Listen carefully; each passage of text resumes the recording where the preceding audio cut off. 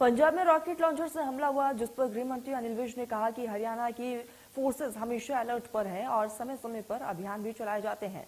वहीं कृषि मंत्री जेपी दलाल ने पंजाब के तरनतारन में हुए आतंकी हमले पर कहा कि कई सालों से देश विरोधी ताकतें पंजाब को दहलाने में लगी हुई है। केंद्र सरकार देश विरोधी ताकतों की घटनाओं से चिंतित है और सतर्क भी है। उन्होंने पंजाब के सीएम भगवंत मान से राजनीति से पहले देश की सोच रखने की अपील करते हुए देश विरोधी ताकतों को कुचलने को कहा। हमारी फोर्सेस हमेशा हमने हरियाणा में अलर्ट पर रखते हैं और हम समय समय पर अभियान भी चलाते रहते हैं। अभी चंद दिन पहले हमने ऑपरेशन क्लीन चलाया है, जिसमें बहुत बड़ी मात्रा में ड्रग्स, कैप्सूल्स,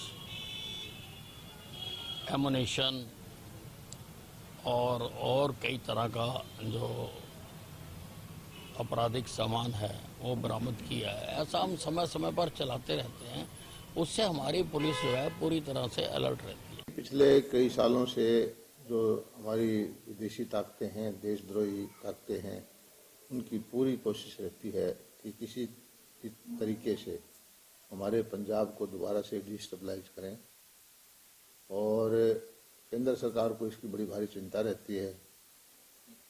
और पिछले जो कांग्रेस की सरकार थी, अमरिंदर सिंह मुख्यमंत्री थे, उन्होंने भी स्वीकार किया था कि पंजाब जो बॉर्डर स्टेट है इसको हैंडल करना बहुत ध्यान से बहुत ज़रूरी है।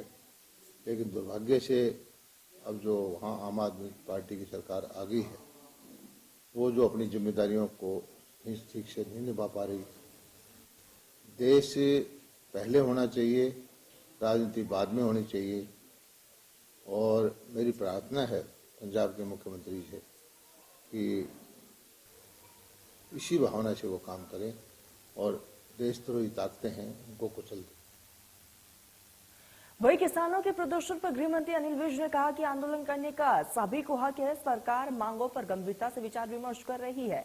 किसानों पर दर्ज ज्यादातर केस जो है वापस भी ले लिए गए हैं। किसान संगठन के सक्रिय होने को कृषि मंत्री जेपी दलाल ने कहा कि ये चिंता का विषय है। उन्होंने कहा कि हरियाणा के किसान इसकी तरफ ध्यान दें, क्योंकि हरियाणा पहले ही बहुत नुकसान झेल चुका है। कृषि मंत्री अपील करते हुए उन्होंने कहा कि इस तरह के लोगों का साथ ना दें।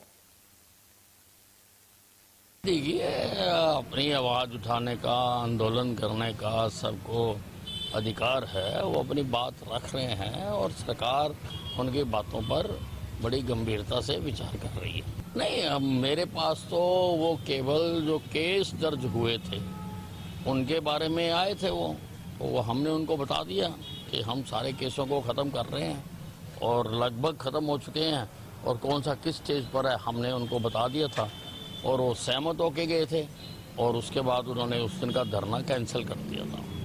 अब फिर एक बार पंजाब से चल के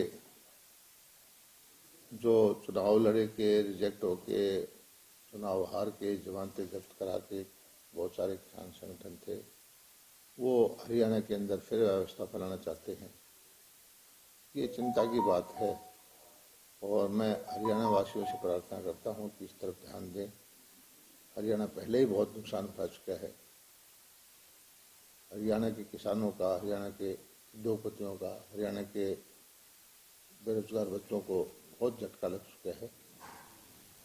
तो इस तरह के लोगों का साथ ना दें।